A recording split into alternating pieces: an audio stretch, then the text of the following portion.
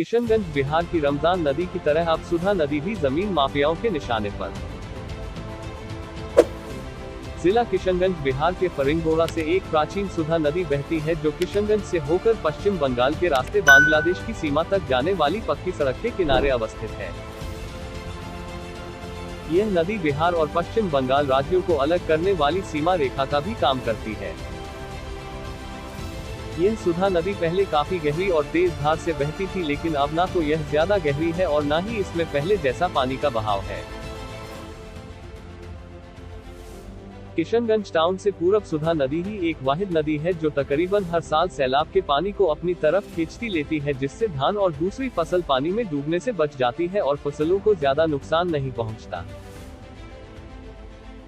अब जमीन माफियाओं की एक साजिश बताई जा रही है कि किसी भी तरह अगर नदी के लगातार बहाव को रोक दिया जाए तो सबसे पहले फसलों की बर्बादी होगी, और जब हर साल किसानों की फसलें बर्बाद होने लगेंगी तो उस जगह से संबद्ध छोटे छोटे किसान ज्यादा समय तक नुकसान बर्दाश्त नहीं कर सकेंगे। इससे कर्ज के बोझ तले दबकर अपने घर परिवार को चलाने के लिए अपनी जमीनों को बेचना शुरू कर देंगे, जिसे चंद बिचौलियों और जमीन के दलालों की मदद से ऐसे पूंजीपतियों को बेच दी जाएंगी जो अभी नदी की धार के वजूद को मिटाने की कोशिशों में लगे हुए हैं। भारतीय कम्युनिस्ट पार्टी सीपीआई किशनगंज के नेता फिरोज आलम के अनुसार धर्मशाला, गौशाला, रेलवे, भूदान, बिहार सरकार की जमीन से लेकर स्कूल, कॉलेज, मठों, मंदिर, कब्रिस्तान, वक्फ बोर्ड व नदियों की जमीन को पैसों की ताक पर हड़प कर खरीद बिक्री करने में लगे किशनगंज के जमीन माफियाओं को न सरकार का डर है और न ही स्थानीय प्रशासन का डर है।